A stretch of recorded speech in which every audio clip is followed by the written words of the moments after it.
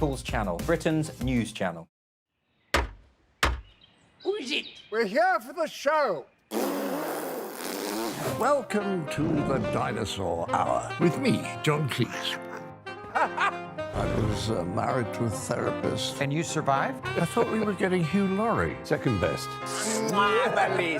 You interviewed Saddam Hussein. What's that like? I was terrified. I'm playing strip poker with these three. No, thank you. My CDs need to be put in alphabetical order. Are you going to be problematic again? The Dinosaur Hour. Sundays on GBNews.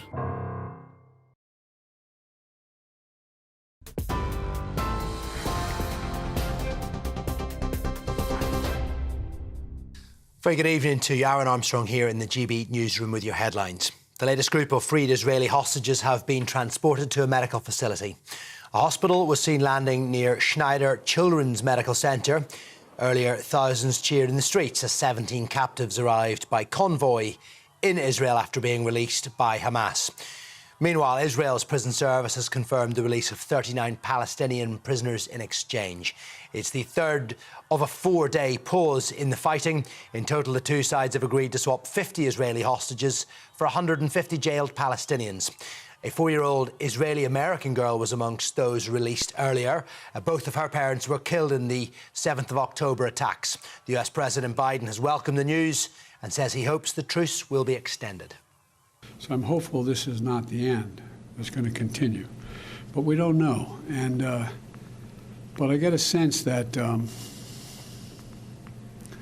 all the players in the region, even the neighbors who aren't and have been directly involved now, are looking for a way to end this so the hostages are all released and Hamas is completely, how can I say it, no longer in control of any portion of Gaza. Meanwhile, Israel's Prime Minister has told Joe Biden his forces will resume their campaign in Gaza with full force once the temporary truce comes to an end. However, Benjamin Netanyahu said he would welcome an extension to the humanitarian pause if it meant 10 additional hostages would be released every day, as agreed under the original Qatari brokered deal. Earlier, Mr Netanyahu met his troops inside northern Gaza, where he reiterated Israel's main goal of eliminating Hamas. A man's been arrested on suspicion of a racially aggravated public order offence in London as tens of thousands marched against anti-Semitism. Police say he was heard shouting at crowds towards the end of the day. It was the second of two arrests. Earlier, the founder of the English Defence League, Tommy Robinson, was pepper-sprayed by police as they arrested him as he tried to join the march. It all comes amid concerns over a rise in hate crime in the UK, sparked by the conflict in Gaza. A US Navy warship's come to the aid of a commercial tanker after it was seized by armed men in the Gulf of Aden. The vessel, named by the Reuters news agency as the Central Park, had been carrying a cargo of phosphoric acid. The USS Mason responded to a distress call, and the tanker is now said to be free and safe. And tributes have been paid to the former England, Spurs and Barcelona manager Terry Venables, who's died at the age of 80 after a long illness. He managed England for 2 years, leading them to the semi-finals of Euro '96. Venables won the FA Cup as a player and a manager with Tottenham and led Barcelona to the Spanish league title. His family released a statement saying we're totally devastated by the loss of a wonderful husband. Gary Lineker, who played under Venables, described him as vibrant, charming, witty and a friend. Well, that's all we have time for the moment. Now it is time for Headliners.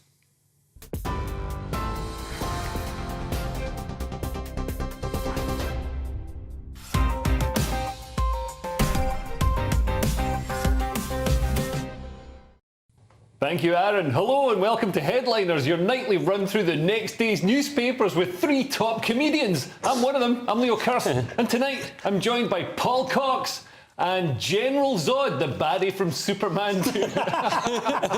No, I'm from Greece tonight. I'm from Greece. I'm from Greece. I thought Paul had brought his wayward teenage son into the studio. No, he's just cool though, isn't he? Yeah. Unbelievably cool. That's right. You wouldn't believe he's actually 8 years older than you. Anyway, let's have a look at Monday's front pages. The Daily Mail leads with No war cries, no angry chants, just solidarity with the UK's fearful Jews. The Guardian has hopes Israel and Hamas truce can hold as third exchange takes place. The Eye leads with millions face higher taxes until election. The Mirror has The Great Showman talking about El Tel there. We'll talk about him later. And the Daily Star also with Farewell to El Tel. And those were your front pages.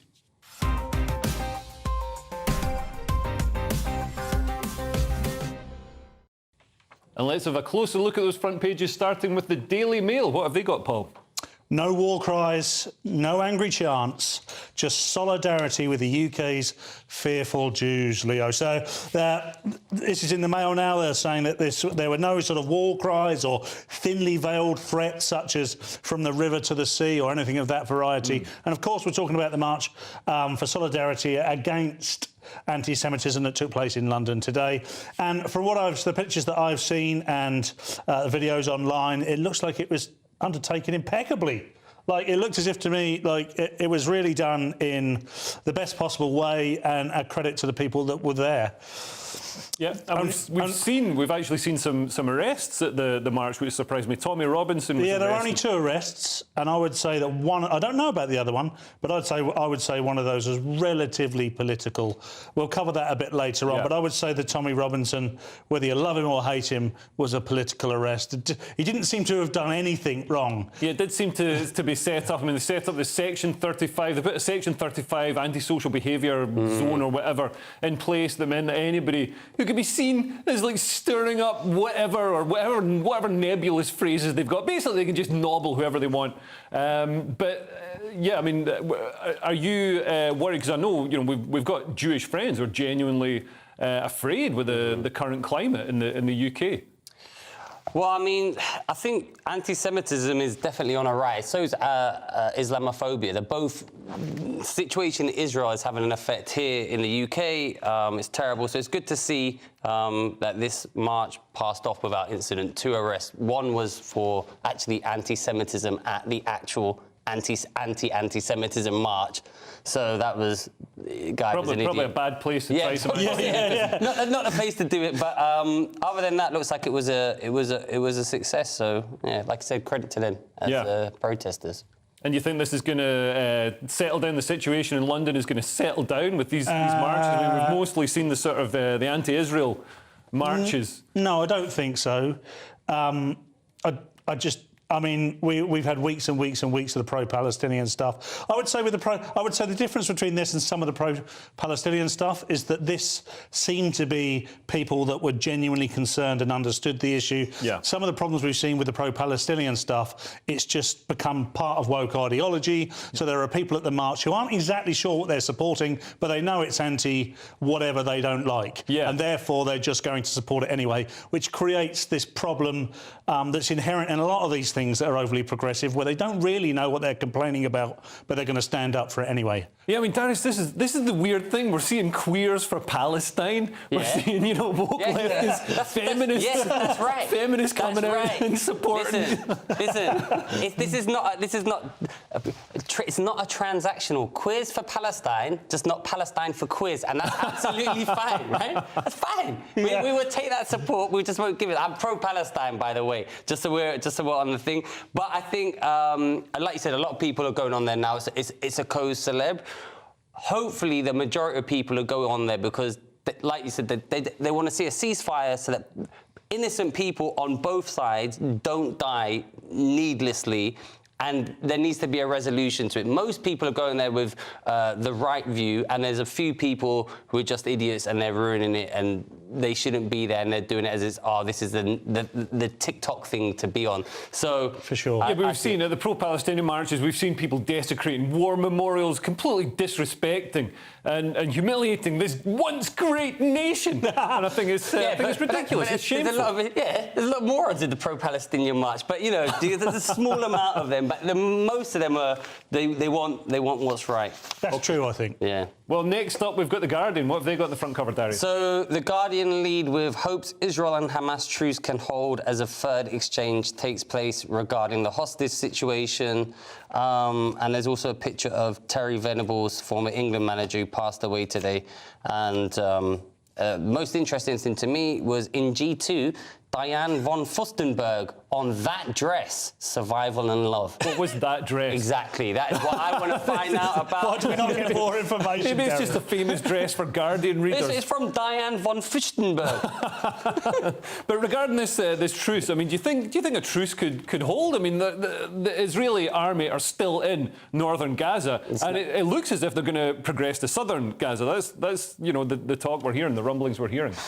I mean, I think the exchange will take place, but even I mean, it's a precarious truce, Yeah. very precarious truce. Let's hope it does, so that as many people can be saved as possible. Yeah. Yeah, on that, I mean, there are 200 hostages. And at the moment, we've got an average of about 15 being released a day. Yeah. So, by my calculations, you'd need 2 weeks of what's been currently going on. Obviously, there's no plan to do anything longer than 4 days, although it would appear the Israelis, I don't know about the Palestinians, or Hamas, should I say, if they're open to further negotiations. But let's assume that they both are. But it would need to last for 2 weeks. And, and until all the hostages are released, we've got a huge problem. Because it's obvious. Israel are chomping at the bit. They're going to get back in there.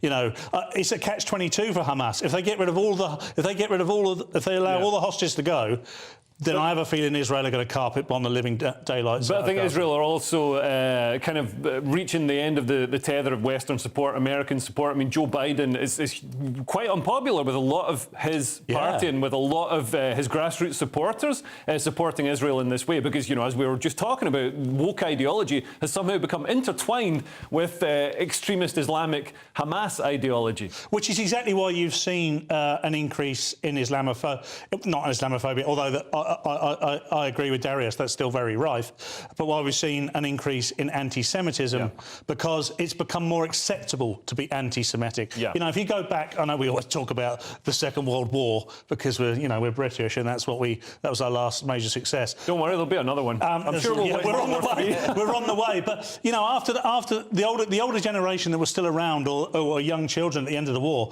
they'd never endorse anti-Semitism because they knew what it truly meant to the world back at that point. And now it's become slightly more acceptable because it's become part of this left-leaning progressive agenda where you don't need to make any sense. You just need to say down with this sort of thing and everyone's OK. And Josh Howie, Headliners panellist, he made the great point of, you know, he always wondered how the Nazis could happen. And he's seeing it. Anti-Semitism becomes the cool thing.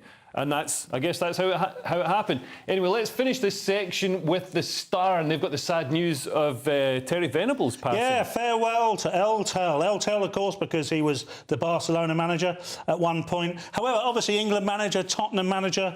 I don't know if you're into your football, Darius. I support Portsmouth, and he did actually buy Pompey for £1 in 1997. Oh, absolute bargain. But one thing he did do in that time was borrow against the club and build a lovely Fratton end, which was the Fratton end is there's an area of Portsmouth called Fratton. It's the main stand at Fratton Park, and you know we owe him that legacy. One thing I will say about El Tel is he gave us two things. He gave loads of anecdotes. He was the type of football manager you just don't see anymore. You never hear ex-England players complain about him. And he gave us the great summer of 1996, which was a great summer. You know, we didn't win that European Championships, but it was bloody lovely. Was that the summer England nearly got to the semi-finals? Got to the semi-finals, Right. Gaza. Euro 96 was great. That's my abiding memory of El Tel. Euro 96, and also £10 off at H. Samuel.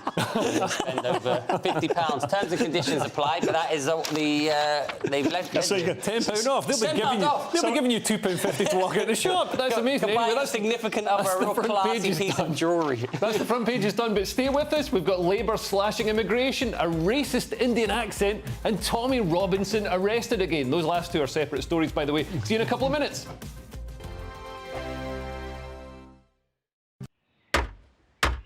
Who is it? We're here for the show. Welcome to the Dinosaur Hour with me, John Cleese. I I was married to a therapist. And you survived? I thought we were getting Hugh Laurie. Second best. You interviewed Saddam Hussein. What's that like? I was terrified. I'm playing strip poker with these three. No, thank you. My CDs need to be put in alphabetical order. Are you going to be problematic again? The Dinosaur Hour. Sundays on GB News. Good afternoon, Britain. Good afternoon, Britain. Join us, Tom and Emily, To find out what's happening in the heart of Westminster. and why it matters to you. Weekdays from midday, we bring you the most compelling stories from across the United Kingdom. And from your doorstep to our inbox, That's right, we want to hear from you, GB News. Britain's news channel. I think the most exciting bit for me is talking to people. People who I think are ignored often by the major news channels. We're going to give news they want to hear. There's a voice there that needs to be heard. I think there's a chance here for a diversity of opinion to be expressed, which you don't find elsewhere. It's really exciting. We don't hold back. We're free to say how decisions that are taken here Affects us all around the country. Only on GB News, the People's Channel, Britain's news channel. Join us every night on GB News at 11 p.m. for Headliners, which is 3 top comedians going through the next day's news stories, which is exactly what you need, because when the establishment has gone crazy, you need some craziness to make sense of it. Headliners. You don't have to bother reading the newspaper. We've got it covered for you. Every night at 11 p.m. and repeated every morning at 5 a.m. We won't send you to sleep like some of the other paper review shows out there. So join us 11 p.m. every night on GB News. The People's Channel, Britain's news channel. Tired of the usual focus-tested, pre-prepared Westminster runaround? Well, so am I. So you want higher taxes? Is your department to blame for this? Are you rethinking this policy? Every Sunday at 9:30, I'll be sitting down with those in power to get the truth about the issues affecting you. Let's be honest, we've known about the cost pressures of this project for years, not months. That's the Camilla Tominey Show, a politics show with personality. On GB News, the People's Channel, Britain's news channel. There's only 3 people you can trust in life. Your doctor, your lawyer, and your nana. I'm not sure. So join me, Nana Aquare, at 3 p.m. every Saturday and Sunday, where we discuss the biggest topics of the weekend. Be ready for battle. Could you be quiet? What is this? It's my new teeth. It's your new teeth. I don't bite. Well, not without a good reason. Always honest, always fun. Every weekend at 3 p.m. on GB News, the People's Channel, Britain's news channel.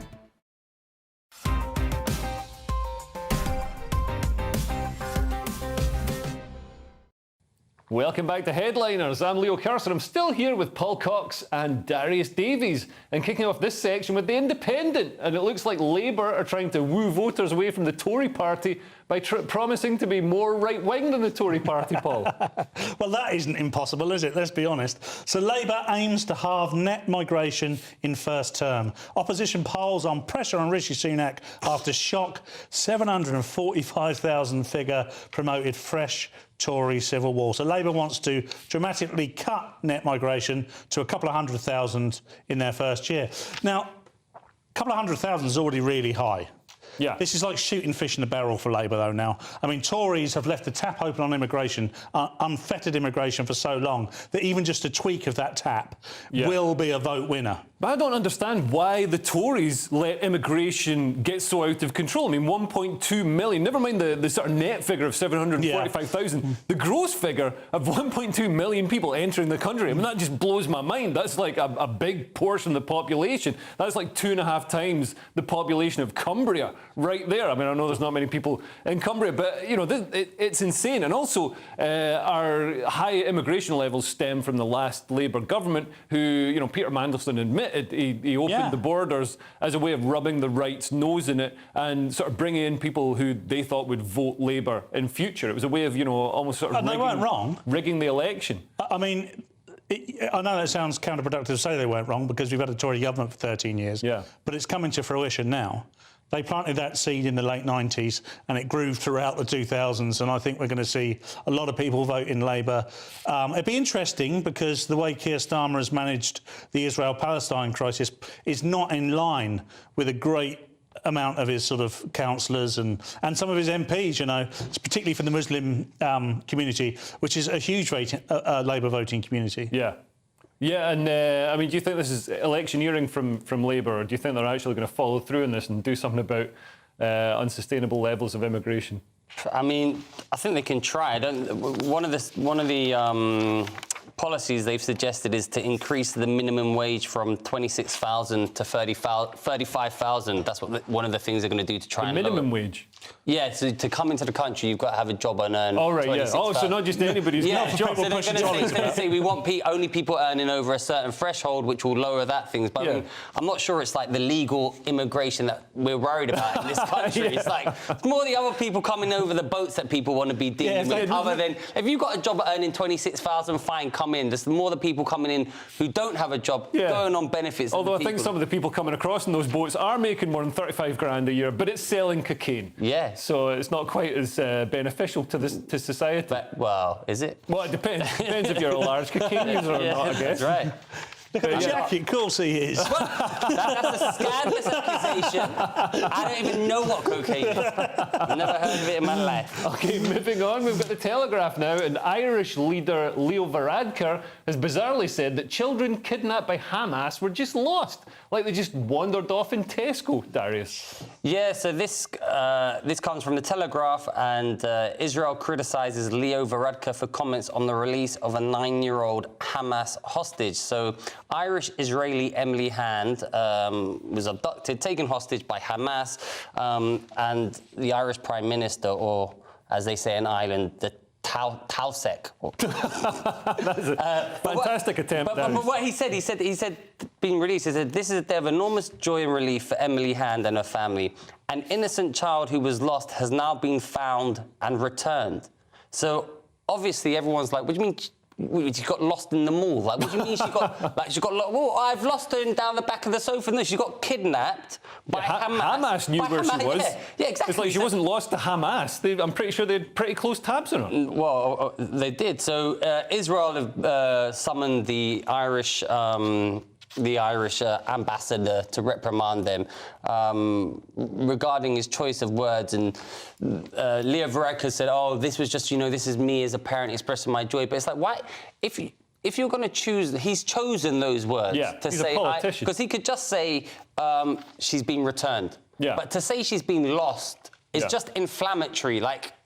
I can understand, obviously, the Israelis. Like, what do you mean she's been lost? How can she be lost? She was kidnapped. She was held hostage. She's 9 years old. So by choosing that language, it's, you're the Prime Minister. You choose a neutral language. Just say she was found. She was returned. Yeah, Paul, this reminds me of when there was a Christian church in Sri Lanka bombed, and Hillary Clinton came out and said, "Oh, my thoughts are with the Easter worshippers." It's like this sort of euphemistic thing that tiptoes around the fact they're not Easter worshippers, they're Christians. And, she's tiptoeing around it because she doesn't want to inflame the Muslim community. And here it seems that, he doesn't want to inflame, there's a lot of sort of pro-Palestinian sentiment in Ireland, obviously, because, they had their occupation by the British and all the rest of it. But he's using the same sort of euphemism to, to obfuscate the fact that this is a kid that was kidnapped. Yeah, I mean, they're applying diplomacy to things they shouldn't apply diplomacy for. Yeah. This just requires truth. Now, Leo, for me here, not you, Leo, but the Leo we're talking about, he to me is either stupid or willfully ignorant. Some of the comments that he's made this week, not just on this, but on the Dublin riots as well with regards to the stabbing of women and children, were just outrageous. Yeah. Entirely dismissive of what exactly went on, and then just took everyone off on another path, which made no sense whatsoever. I mean, he's not talking. He says here that he's talking as a father, as a caring parent. Let me tell you something. If Leo Varadkar's daughter had gone missing and been captured by Hamas, there's no way to be on the telly going, "We don't know where she is, she seems to be lost. Yeah. We're looking to find her." There's absolutely no way he would say that. I don't think he's stupid. I think he's willfully ignorant, and I think it's not going to play out well. And this is... They keep buying into this kind of overly progressive stuff. Now, we know why the Irish, and I understand it, why the Irish lean towards the Palestinian argument on this, because the British did occupy Ireland. They hate us. They always hate us, and they see that within Israel, within Palestine. However, you can't apply it to this stuff. stuff. You just can't. And the diplomacy that they're using is just, to me, irrelevant and stupid. Yep, absolutely.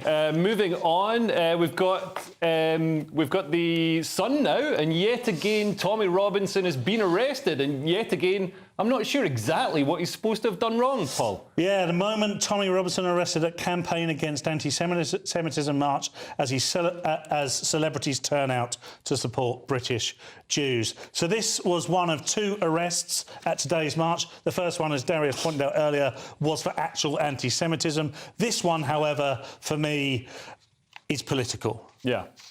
He's persona non grata, Tommy Robinson. He is on their side of the argument, but the people that are involved don't want him to be championing their side of the argument. Yeah. The police, I mean, if you see the footage, there was about 70 or 80 police who pepper sprayed him in the face, took him out and arrested him for, you can always find a reason to arrest someone. That's the great thing about being a policeman. That's a great thing about the British law. Well, can you? Because, I mean, they haven't found a reason to arrest anybody in all the pro-Palestinian marches has been happening. And it wasn't until now, I believe, that they set up a Section 35 that does give them the power to pretty much arrest anyone they want. I think they took, 70 cops and pepper spraying him in the face. And they also doxed his home address. They wanted him to give his home address on camera, which would endanger his children. I mean, it seemed like a sort of Putin-esque state persecution of an individual. So what you have to do with these type of incidences, and the left have often complained about this Section 35, is you have to take the personality out of the situation. Yeah. OK, it's Tommy Robinson. He's very divisive. Lots of people dislike him. And sometimes for good reason. He goes about things in a very divisive way. However, he's still a human with human rights. He is protesting, and he was doing it in a very nice way by comparison of what we've seen recently from both sides. And I just can't help but feel this was political and deliberate. Yeah, Darius, you're a massive fan of Tommy, like Paul is as well. I agree with Paul that, this is a political thing that they just didn't want him there. It's a bad look for them. But I also think the Schadenfreude, it's kind of funny that I'll turn up at this, they're going to be... My people are like, no, get him out of here. So it's like, he's not wanted anywhere, so that's kind of funny. But it's funny, there's celebrity marches. They use celebrity very loosely, almost like they're ones in the jungle, because they're like, oh, Judge Rinder and Rachel Riley. Come on, Rachel Riley's kind of famous. Judge Rinder's kind of famous. Boris Johnson, he's definitely famous. But it is a actual, like you say, take Tommy Robinson out of it. It's actually a serious thing that they can just say, oh no, this is a Section 35, we're going to arrest you because we don't want you there. We don't want to hear your voice. And that's actually the bigger, it is a free speech issue for me on that, which is more important. And also state oppression. I mean, I don't know much about Tommy Robinson. Maybe he's done or said terrible things, but I'd like to, him to be punished for those things rather than turning up to protest at a march, which seemed, he did none of those terrible things today. Yeah, absolutely. Moving on, we've got the Mirror now, and with the reminder to always check you've hung up on the phone before you take the mick out of the person on the other end, Paul. Yes, exactly. Disgraced cop mimicked woman's Indian accent without realising she was still on the phone. So this is a West Yorkshire policeman who imitated an Indian accent of a woman and the woman then reported him for a hate crime. And interestingly, of course, this is inappropriate. He didn't realise she was still on the phone, so it wasn't a targeted attack. But interestingly, she reported him for Islamophobia, and he was doing an Indian accent, and India's like 80% Hindu, I think, with about 10% Muslim and the rest Christian. So that was dismissed, which was good to hear, because I don't think it was particularly targeted. But of course, in this day and age, whether you like it or not, you can't be a policeman and mimic an Indian accent if someone's calling up specifically to report a hate crime and then give it and then do their own hate crime right on the phone in front of them. I can picture it in my head. It might be amusing, but it's shocking and horrific and hurtful. But do you think it would have been as much of a big... No, my accent gets hate crimed against me every day. People do a hate crime and make fun of my accent. So I'm on her side, and he knew he did it. That's because you sound like Ali G. No, I don't. He sounds like me. Anyway, he knew what he did was wrong because he quit before he was fired. Yeah. But I mean, Be ironic if he's now working in a call centre. You're asking three comedians whether taking the mickey out of someone's accent or mannerisms is I bad. don't think sometimes it's. I can see why she was offended, obviously, but sometimes it's not like he was probably. Sometimes it's just a joke, but you know. Yeah, but are jokes allowed anymore? Probably not if you're a police officer when someone's reporting a hate crime. That's probably the line.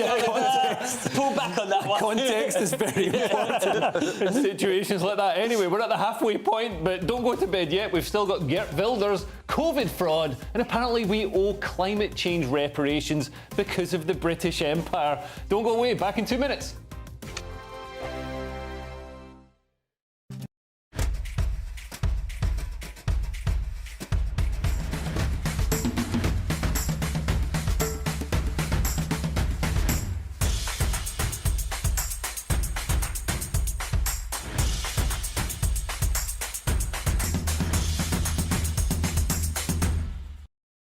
I think the most exciting bit for me is talking to people. People who I think are ignored often by the major news channels. We're going to give news they want to hear. There's a voice there that needs to be heard. I think there's a chance here for a diversity of opinion to be expressed, which you don't find elsewhere. It's really exciting. We don't hold back. We're free to say how decisions that are taken here affect us all around the country.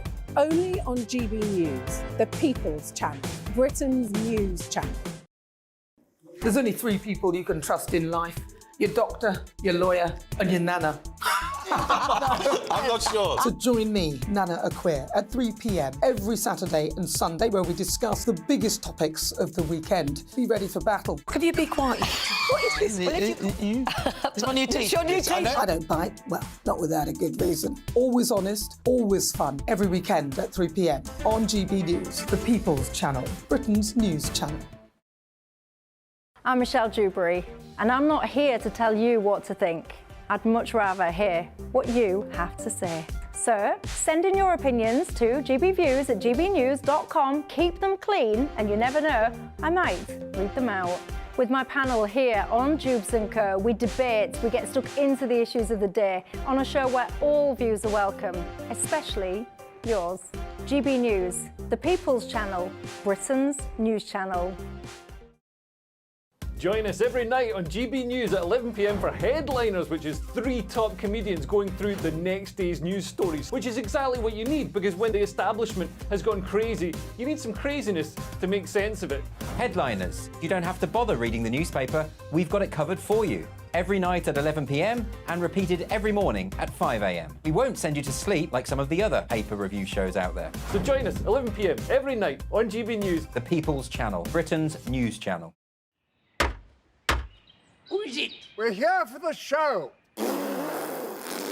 Welcome to the Dinosaur Hour with me, John Cleese. I was married to a therapist. And you survived? I thought we were getting Hugh Laurie, second best. You interviewed Saddam Hussein. What's that like? I was terrified. I'm playing strip poker with these three. Oh! No, thank you. My CDs need to be put in alphabetical order.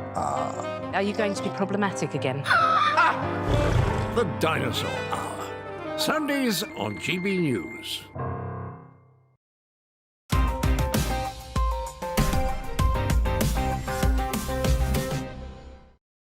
Welcome back to Headliners. We've got the Mirror now, and during COVID, the lingerie tycoon Michelle Mone tried to help the country by manufacturing masks and gowns that ended up being unusable. But she only asked for a mere £200 million of taxpayers' money in return. I assume everyone's thanking her for her efforts, Darius. The Mirror reports Michael Gove and Matt Hancock are quizzed by the National Crime Agency on Michelle Mone PPE scandal, which is, as you said, she set up, or she was involved in the company PPE MedPro, who secured £200 million of government contracts.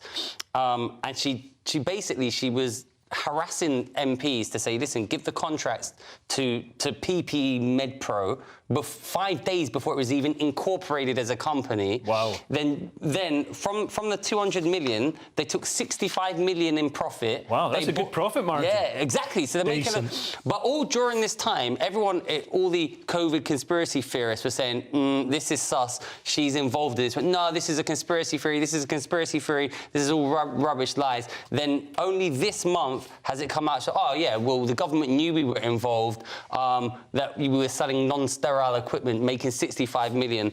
So it's a huge scandal, but it's like Matt Hancock gave his mate in the pub like a £27 million contract to make face masks, just because he had a pub next door to him. So and there are also like ministers getting paid. A minister had to resign. I can't remember who it was. Was it Owen Patterson, who was getting basically consultancy fees from Randox to push their business interests during COVID. I mean, it just seemed like money was being printed hand over fist, and the ministers couldn't shove it in their pockets fast enough. Well, you're asking me, you both are really, to criticise a lingerie tycoon, and I'm finding it very difficult.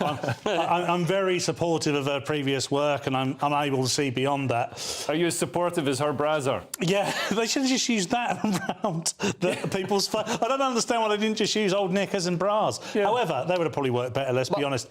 I need to give some context to this, though, because I happen to agree with you both. But the context was, this was, mid-2020. No. The supply chain, was on its knees because you couldn't buy PPE anywhere else. And this lady, who happened to sell sexy lingerie, good on her, came up with this idea, Darius, and I don't know what the problem is. Well, listen, the problem is she went, 200 million, I can sort PPE for you. It's just, the actual thing is, if there's 200 million, if someone offered me 200 million and I've got some leverage with MPs, I'm going to push for harder, more draconian COVID measures because it's in my interest. So it's funny, oh yeah, she's a thingy, and now she made a little bit, but actually, people's lives were probably held back, stopped being able to do things because all the politicians were making bank off this. If I was making millions of pounds and I was giving people contracts, I'd be like, oh, of course we need longer. Oh, don't let anyone out. We need longer, we need more PPE, we need more face masks. So there's the top line, whether it's a little, and it's like 65 million pounds is a lot. Yeah. Profit as well. That's profit. It's like they were ripping us off. That's 65 million from 200 million. So it's a joke, and she's like, oh, I'm out. And then she lied about it and gaslit everyone. And then a month ago, now she's like, oh yeah, well, obviously everyone knew we were involved. But during the whole period, she was like, no, we're nothing to do with us, nothing to do with us. Just fleeced the actual economy, if we're talking about the taxpayer and stuff like that, but ruined people's lives and probably pushed for a harder lockdown, harder measures, because she wanted to make money. We've got The Guardian now, and Geert Wilders' win in the Netherlands means the EU won't be able to shut down Dutch farms, but not everybody's happy about it, Paul. Yeah, success of Geert Wilders' far-right PVV raises fears for Dutch climate policy. So the party wants to extract more oil and gas from the North Sea and stop building wind turbines and solar farms. It also wants to abolish the Dutch climate law and leave Paris Agreement on climate change. The more you learn about this guy, the more of a legend he becomes. I mean, do you know what? Those sort of... We joke, and by the way, you just absolutely made it superb argument against what I said about the lingerie thing. I just sat there thinking, why did I go for the lingerie thing? You're absolutely right, Darius. However, back to this story. I think if you took these policies, they are very populist policies now. If you took these policies and you put them in as policies for any party in the Western world, they would do very well. People have had an absolute... We're seeing this across the world, not just across Europe, but across Argentina as well. People are rejecting socialism, they're rejecting leftism and the ridiculous policies. But I mean, the idea that the Netherlands, Darius, is like some big polluter. They say, oh, it releases so much nitrogen from the farms. It's like, yeah, they don't eat all that food in the Netherlands. It gets exported to other countries. So really, other countries are contributing to those emissions. And if we get rid of all those farms, those other countries won't have that food. And you know what? People need food to live. Yeah, I mean, imagine how angry the Dutch have to be to want to have less wind turbines. They love windmills. That's their whole thing. But a lot of his policies, think of what I've only started to read a little bit of him. He's got some good ideas, but then he's troll-like. So he says, I want all Muslims to have to watch a video, a picture of the Prophet Muhammad. They have to draw a picture or something to show that they can ingratiate into Dutch society. That's one of live in a secular society. Yeah, it's in one of his policies. But that's just deliberately trolling. But like you said, I mean, there's also the option, you know, if you don't want to live in the Netherlands, which is that rule, you could live in a Muslim country such as Afghanistan or Iran or something like that. That's true. But I mean, that is kind of trolling. You have to. I think it's funny. But yeah, he has some genuine right-leaning, if not far-right ideas. You know, and the far-right is used way too much for the wrong thing at the moment. He's a populist leader. He does have some far-right, but what he's doing is he's appealing to the silent majority. Yeah, and he's very popular in liberal areas. That was one of the big surprises with this vote. There's a lot of liberal Dutch people who are worried about attacks on gay people, worried about attacks on women's rights, and they voted for him as well. It wasn't just Hicks and the Sticks. You know what it is people just want sensible politicians. Let us live our lives. Don't tell us what to do. Don't indoctrinate our kids. Don't overcharge our gas, electricity. Let us drive our cars without being monitored and checkpoint everywhere. Just sensible politics. And if one of them came out, they'd clean up. We can dream. We can dream. Well, we've got The Guardian again, and it's staying with the climate change theme. This time combining Britain's climate change responsibility with British Empire reparations for the ultimate white guilt trip, Darius. Yeah, so we haven't got enough emissions currently. So what we have to do is we have to include all of Britain's colonial countries. So we've increased our domestic emissions account for 3% to 5%, because they are including countries like India, Nigeria, and Myanmar. But what's important about this is like, oh, you can think, oh, it's funny, whatever, is that there's actually going to be, there's a provision for climate finance. So what this will mean is that going forward, we're going to be giving certain countries, you know, climate. So reparations for climate change. We'll be giving corrupt leaders in third world countries lots of money to waste on ridiculous things, probably buying tanks to oppress their own people, Paul. Yeah, and I don't think that's the idea of this. I think this is just virtue signalling of the highest order. Absolutely. So what they're doing is saying, oh, the climate change, bad.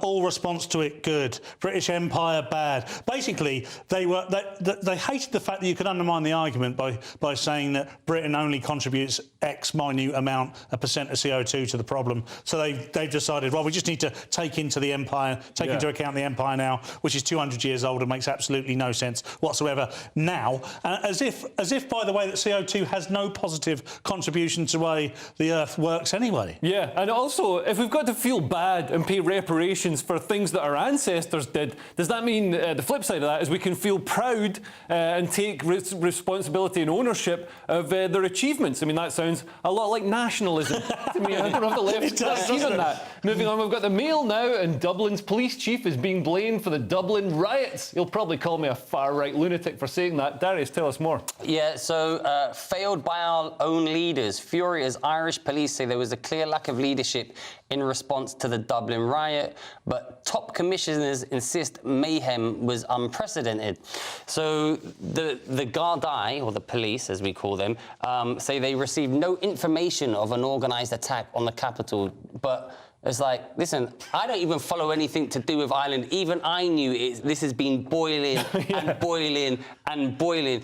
And then they're like, we could not have, and this is a quote, Drew Harris, the commissioner of the police, there said, we could not have anticipated these events. Really? You could, like, how is it I who know nothing about Ireland? What do you think will happen when little girls get stabbed? That's what's actually happened. They're moaning about... and before that, we had the murders of gay men in Sligo, targeted by an Islamist because of their sexuality. There's also the murder by an immigrant of Ashley Murphy. It's actually a disgrace that they're saying, oh, this is...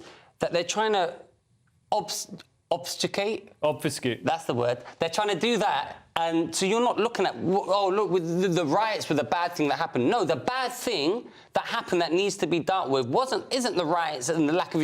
is why little girls are getting stabbed. The fact that you're even looking at the riots mean you're not looking at this will happen again and again, and no matter how many riot shields you get, how many riot police, the people will just come out. And how many times you call people far-right bigots, it's not going to make the situation go away. But they're starting to clamp down on people who've commented on it. Conor McGregor is being questioned by police, apparently over comments he made on social media. And Ireland's hate crime laws seem to be being subverted to oppress genuine criticism of the police.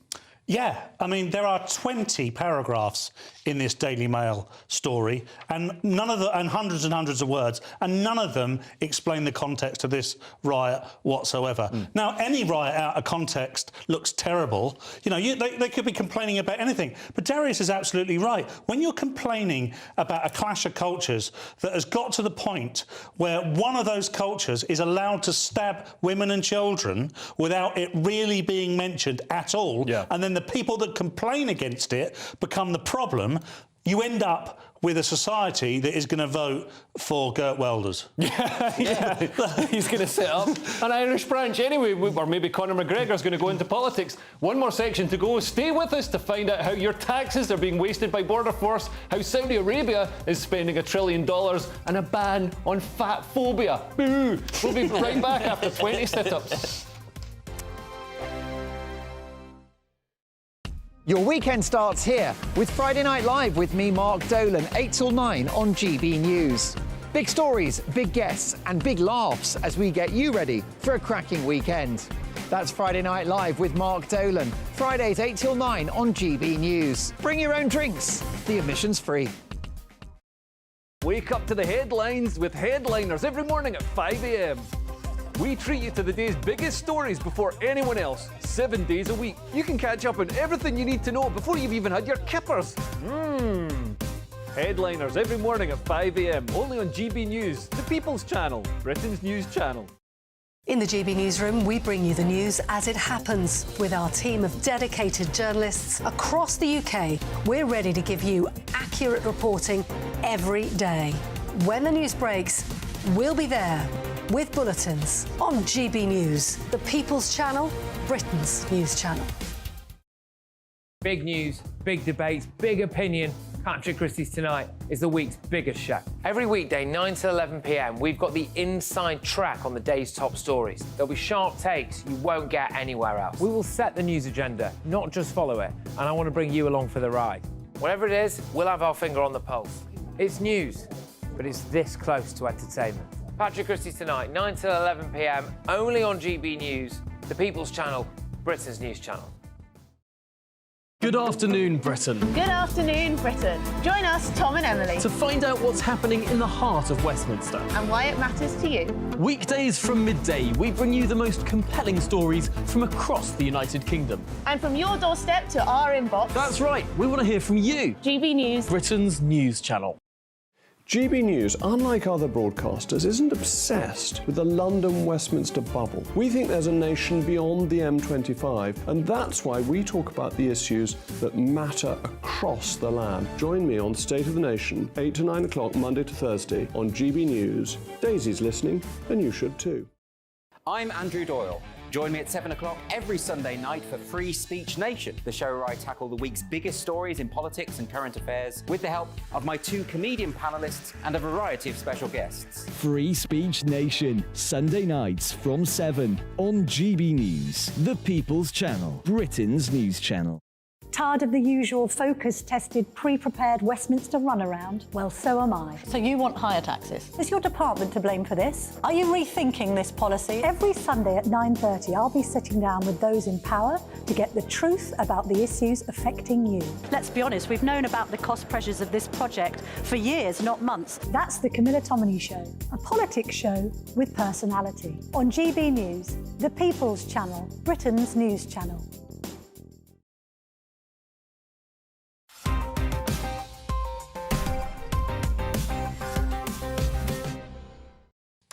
Welcome back to Headliners. Kicking off this section with the Telegraph, and kids are transitioning their gender at younger and younger ages. And now the NHS are saying that newborn babies can identify as a gender. This sounds insane, Darius. Yeah, so the Telegraph report that hospitals record newborn babies' gender identity rather than their sex. So a whistleblower told the Mail on Sunday that King's College Hospital have implemented a new American system which costs $450 million, and instead of sex, it's just got gender identity. So I reckon most of the money's just been spent on the drop-down for the different genders. It's just must be about $1 million.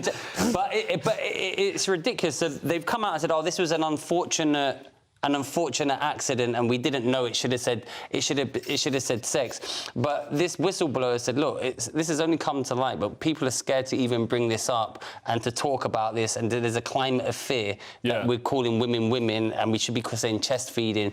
But how stupid to say gender identity to a baby." Yeah. But this has been set in, and the NHS has said, "Oh no, this was an oversight." But the people who were against it said, "Look, this is been meticulously planned." Yeah, it's £500 million. £500 million has been spent on this thing, Paul. So they must have picked through the details. Of course they knew. I mean, I've been involved in the past of testing software packages like this when they're being integrated into new businesses. Yeah. And you've tested this out. There's a whole bunch of requirements. You know exactly what's going to be in there. Yeah. Look, there's so many things to say here. The doctors must be embarrassed. Imagine working in the NHS under this. They must be embarrassed. They spent 10 years studying biology only to find out none of it matters. But babies can't self-identify. Yeah. So therefore, the parents are assuming their gender, which is a hate crime. So immediately they come straight out the womb into a hate crime situation. How are they supposed to deal with it? They can't even phone the police because they're babies. They can't talk yet. Anyway, we've got the Mail now reporting on ridiculous away days for Britain's border force. I wouldn't mind, but they ever have any non-away days and actually enforce the border, Paul? Yeah, another load of old truly bonkers stuff coming up. Top border force officials spent $2,500 on truly bonkers away day working out what colour their personalities were. so they could do. This included fiery red if they were demanding but aggressive, or sunshine yellow if they were sociable and excitable. Alternatively, they could be cool blue for being more cautious or decisive. I mean, this goes on and on and on. Of course, there's some serious psychology behind this, and it has some uses in some situations. But it's designed actually to help you build teams full of the right personalities. Yeah. So you identify how your team. But of course, it's a load of disingenuous nonsense. Absolutely. I've been on. I used to work in the public sector. Yeah. I went on away days, and they were just so tedious. We'd have to build something out of spaghetti that could hold an egg or whatever, and that was lunch. But I mean, what do you make of this, Darius? Well, I want to check if Michelle Moan's behind it is my first. Let's see. Well, yeah, it's like your personality is earth green. Oh, get lost. Oh, you're fiery red. He's an angry man. You're brown. He goes to the toilet a lot. Like no one cares. It's another identity, isn't it? Yeah, it is. The Telegraph now, and a state in America is going to ban bullying people for being fat. But it's so much fun, Darius. Yeah, Colorado lawmakers are working on a draft bill to ban discrimination by employers and housing providers and outlaw weight-based bullying. What sort of discrimination could a housing provider provide? I mean, would that be like putting their flat at the top of a flight of stairs? Yeah. Making the doors a foot wide. But the article says they're banning firms from firing employees over their weight or paying them less than slimmer colleagues. But, I mean, imagine that being brought in. I'm firing you. Why? Because I'm bad at my job? No, because you're fat. You're massively fat. I mean, that's going to be take up too much office space. Yeah, that's going to be a coming to Jesus moment, right? To be fired for being fat. But this case, the reason why this is brought up, though, is because this followed a lawsuit by a 28-stone woman who claimed she'd been illegally dismissed from her job as an A&E doctor over concerns she could not stand long enough to conduct procedures on patients. Look, but I don't ask for much from my doctors. But if you're 28 stone, nothing you can tell me, wear a mask. Me? Stop eating. How can you tell me what to do? You're 28 stone. Wear a mask during lunch. Yeah, wear a mask during lunch. So I mean, stop being fat phobic. Anyway, but America's skinniest state as well. So Colorado's, I mean, that's subjective. But yeah, but that's like, you know, the skinniest state in America. That's still going to be only a quarter of them are fat. But we've got a huge problem, Paul, with people, you know, in the West are getting more and more obese. It's a huge drain on the public sector. It's unsightly, to say the least. We're having to pretend that people like Lizzo are stunning and brave when we all know and people the like ground shakes when they walk. Yeah, this is exactly this whole section. I have felt so exposed and seen. It's like two lean working out chaps, one in a leather jacket, the other over there who drinks milk by the gallon, and I'm over here like looking for McDonald's vouchers in my bag. This is. I feel absolutely seen. I mean, I'm all for this. I mean, I want to become a fat firefighter who gets stuck on the pole in the hole and just becomes a meme. That's why this is what, you know. I mean, I know these people are proper fat, and hopefully one day I will be. Will be proper fat. Yeah. I mean, this is aspirational stuff. Yeah, I believe in you. I believe in you. Christmas is just around the corner. Anyway, finally, we've got the Sun reporting on how Saudi Arabia is spending $1 trillion, and it looks like how a 14-year-old boy would spend it. Yeah, exactly. It's kind of cool. From flying cars to the world's tallest skyscrapers, Saudi Arabia is spending £1 trillion in a bold bid to be the centre of the world. And this is called the Saudi Vision 2030. And by the way, we've got visions for 2030. Ours is just to expand ULEZ out to Cumbria, which is not cool. And they're going to build, like, futuristic cities where you can fly around in cars and live 1,000 feet in the air. I want to move to Saudi Arabia. They've got it absolutely sussed, haven't they? Yeah, I mean, do you think the reality will match this vision, Darius? You know what? They spend so much money, it might, I mean, probably not the flying cars, but they might do something really impressive, but it will all seem, anything like this, like, will seem like a facade. It all seems facile and fake. Well, yeah, because you've been out to the Gulf, like we gigged in Dubai, and which is similar to, you know, United Arab Emirates is similar to what Saudi Arabia is now doing. They're trying to sort of liberalise. I think the first alcohol licence has actually been sold for Saudi Arabia, so there's going to be nightclubs and all the rest of it. But yeah, do you think it's built on sand? I literally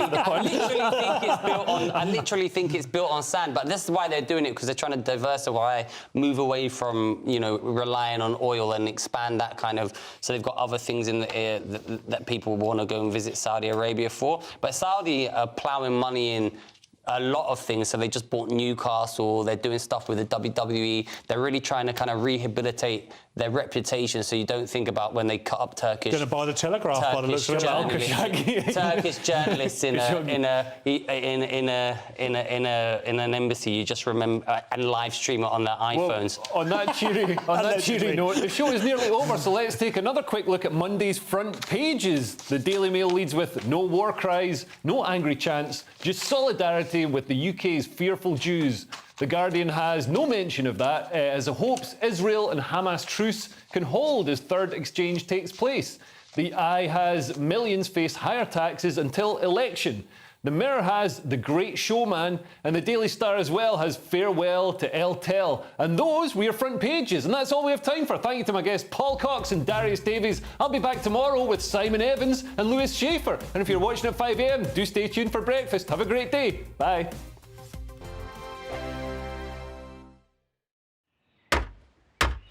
Who is it? We're here for the show. Welcome to the Dinosaur Hour with me, John Cleese.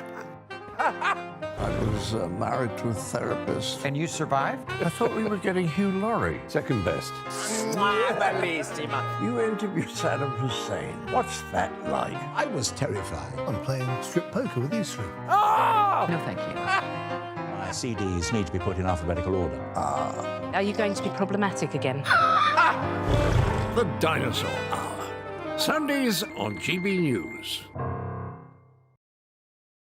Good afternoon, Britain. Good afternoon, Britain. Join us, Tom and Emily, To find out what's happening in the heart of Westminster. and why it matters to you. Weekdays from midday, we bring you the most compelling stories from across the United Kingdom. And from your doorstep to our inbox. That's right, we want to hear from you. GB News. Britain's news channel. I think the most exciting bit for me is talking to people. People who I think are ignored often by the major news channels. We're going to give news they want to hear. There's a voice there that needs to be heard. I think there's a chance here for a diversity of opinion to be expressed, which you don't find elsewhere. It's really exciting. We don't hold back. We're free to say how decisions that are taken here affects us all around the country. Only on GB News, the People's Channel, Britain's news channel. Join us every night on GB News at 11 p.m. for Headliners, which is 3 top comedians going through the next day's news stories, which is exactly what you need, because when the establishment has gone crazy, you need some craziness to make sense of it. Headliners. You don't have to bother reading the newspaper. We've got it covered for you. Every night at 11 p.m. and repeated every morning at 5 a.m. We won't send you to sleep like some of the other paper review shows out there. So join us 11 p.m. every night on GB News. The People's Channel, Britain's news channel. Tired of the usual focus-tested, pre-prepared Westminster runaround? Well, so am I. So you want higher taxes? Is your department to blame for this? Are you rethinking this policy? Every Sunday at 9:30, I'll be sitting down with those in power to get the truth about the issues affecting you. Let's be honest, we've known about the cost pressures of this project for years, not months. That's the Camilla Tominey Show, a politics show with personality. On GB News, the People's Channel, Britain's news channel. There's only 3 people you can trust in life. Your doctor, your lawyer, and your nana. I'm not sure. So join me, Nana Aquare, at 3 p.m. every Saturday and Sunday, where we discuss the biggest topics of the weekend. Be ready for battle. Could you be quiet? What is this? It's my new teeth. It's your new teeth. I don't bite. Well, not without a good reason. Always honest, always fun. Every weekend at 3 p.m. on GB News, the People's Channel, Britain's news channel.